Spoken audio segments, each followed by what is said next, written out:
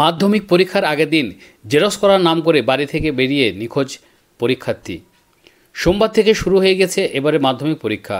পরীক্ষার ঠিক আগের দিন রবিবার সন্ধ্যায় জেরক্স করার নাম করে বাড়ি থেকে বেরিয়ে যান এক মাধ্যমিক পরীক্ষার্থী। হালিশহর পৌরসভার 7 নম্বর ওয়ার্ডের মানসতলার বাসিন্দা অর্কদ্যুতি সরকার। এবছর তার মাধ্যমিক পরীক্ষা দেওয়ার কথা ছিল, ভালো প্রস্তুতি সে নিয়েছিল, কিন্তু রবিবার সন্ধ্যাবেলায় 7টা নাগাদ সাইকেলে করে বাড়ির কাছে মানসতলা মোড়ে একটি দোকানে জেরক্স করতে যান, সেখান থেকে বাড়ি ফেরেননি। সিসিটিভি ফুটেজে দেখা গেছে বাড়ি না ঢুকে অন্যদিকে সে চলে যাচ্ছে। ওই দিন রাতেই পরিবারের পক্ষ থেকে হালিশহর থানায় মিসিং ডায়েরি করা হয়েছে, যদিও এখনও খোঁজ নেই ওই মেধাবী পড়ুয়ার। দুশ্চিন্তায় তার পরিবার।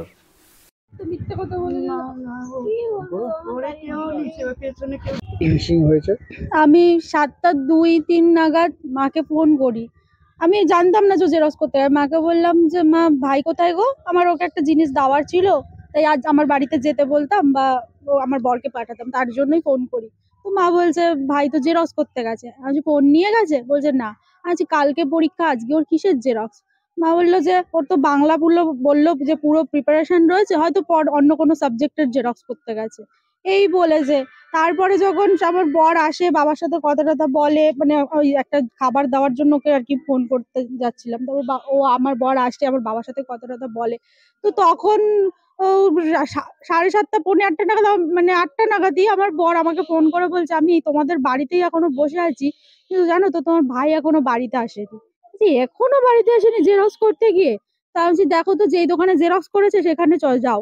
যে কাজ জেরক্স করে দোকানে গেছে, গিয়ে জিজ্ঞেস করেছে আমার বর, বলছে হ্যাঁ জেরক্স করে গেছে, 7টার সময় এসেছিল, 2টো কপি জেরক্স করেছে, মানে একটা খাতার 2টো পেজ জেরক্স করেছে, জেরক্স করে ও চলে গেছে। কোথায় যেতে পারে মনে করছেন আপনি? আমি তো সেটাই বুঝে পাচ্ছি না। জেরক্স করে তো ও বাড়ির দিকেই আসছিল, তাহলে আমাদের বাড়িতে না ঢুকে ও সোজা যেই রাস্তা ধরে ও পড়তে যায়, যেই রাস্তা ধরে স্কুল যায়, সেই রাস্তা ধরে ও কেন চলে গেল? সেটা তো পরে আমরা সিসিটিভি ফুটেজে দেখি যে ওখান দিয়ে সোজা চলে যাচ্ছে। কি ও পরে হালিশহর রামপ্রসাদ বিদ্যাপীঠে। কোন জায়গাটা ওর সিট পড়েছিল? ওর বাগমোড় মল্লিকবাগ স্কুলে সিট পড়েছিল পরীক্ষার। মল্লিকবাগ হাই স্কুল। কি চাইছেন এই মুহূর্তে? এই মুহূর্তে আমি চাইছি ভাই, যদি ও কোথাও গিয়ে থাকে তাহলে তুই যদি দেখতে পাস ভাই, তুই ফিরে আয়। আর যদি কেউ ওকে আটকে রাখে, তার কাছে একটাই রিকোয়েস্ট, আমার ভাইটাকে তোমরা ফিরিয়ে দাও। কেউ যদি আটকে রাখে, কারণ পরীক্ষার আগের দিন সেই ছেলে যে মাধ্যমিক এর টেস্টে 530 নাম্বার পায়, যার প্রিপারেশন ভালো, সে কি করে হঠাৎ করে পরীক্ষার আগের দিন চলে যাবে? আর যদি সে কোথাও যাওয়ার হয় বা কিছু, তাহলে সে মিথ্যা কথা বললে, মানে জেরক্স করার নাম করে তো বেরিয়ে যেত, জেরক্স তো করতো না। সে তো জেরক্সটা তো করেছে, সে তো জেরক্স করেছে। কম্পিটিটর ছিল? হ্যাঁ, কম্পিটিটর পড়ার টিচাররা কম্পিটিটর ছিল না না, সেরকম তো কেউ, আমি এখন যাদের সাথে মানে পড়ে এই করে, সেই তো সব হোয়াটসঅ্যাপে যাদের সাথে কথা হয়, বন্ধু বান্ধব, সে তো পুলিশ সমস্তটা দেখেছে, যে সেরকম তো কারোর সাথে কোনো দেখিনি। পুলিশকে জানিয়েছেন? সবটা জানিয়েছি, সবটা। পুলিশ তো সেই পরিমাণে মানে প্রচন্ড সহযোগিতা করছে, তারা তো সমানে খুঁজে যাচ্ছে। এখন পুলিশ এসে ওর বই খাতা সমস্ত খুঁজেছে যে কিছু লিখে রেখে গেছে কি না। তো পুলিশও তো বলছে তো ব্রিলিয়ান্ট স্টুডেন্ট, এটা কি করে এরকম কি হলো? পুলিশটাও তো হতবাক। এখন পুলিশের কাছে, প্রশাসনের কাছে আমার একটাই রিকোয়েস্ট, আমার ভাইটাকে তাড়াতাড়ি খুঁজে দাও, সুস্থ সবল অবস্থা আমার ভাইটা যেন ঘরে ফিরে আসে। মাধ্যমিক পরীক্ষা সোমবারে, রবিবার দিন সন্ধ্যে 7টার সময় সে চলে যায় জেরক্স করতে।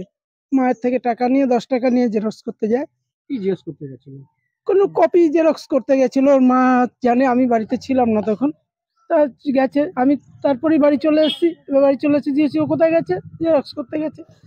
তো জেরক্স করে যখন 7:30 বেজে যায়, 7টায় গেছে, 7:30 বেজে যায়, তখন মনে মধ্যে একটা হলো যে কি ব্যাপার, ওর ঢুকছে না। এই করে করে আমার জামাই ছিল, জামাই বলে ঠিক আছে আর আধ ঘন্টা দেখো, আসতে পারে, হয়তো কোনো জায়গায় আটকে আছে বা কোনো।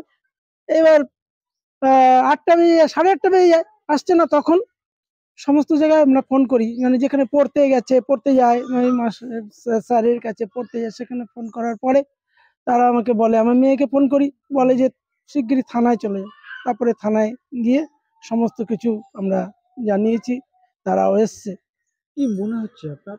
মনে হচ্ছে আর কি, যে স্টুডেন্ট তো ভালো স্টুডেন্ট, ফার্স্ট সেকেন্ড থার্ডের স্টুডেন্ট, সেই স্টুডেন্ট তো পড়াশোনা যথেষ্ট হয়েছে, প্রিপেয়ার্ড, যথেষ্ট পড়াশোনা খুব ইয়ে হয়েছে, কোনো অসুবিধা নেই, কিন্তু সে পরীক্ষায় বসতে পারলো না।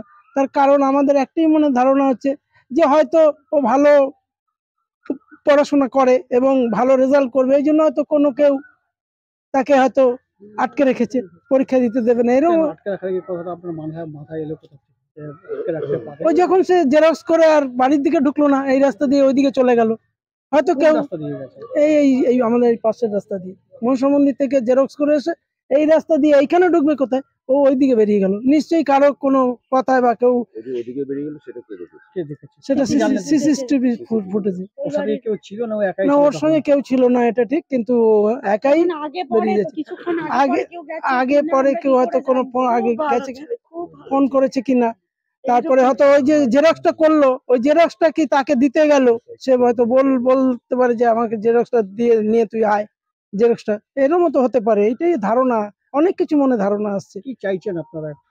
এখন চাইছি ছেলেটা যাতে সুস্থ অবস্থায় যেন হাতে আসুক।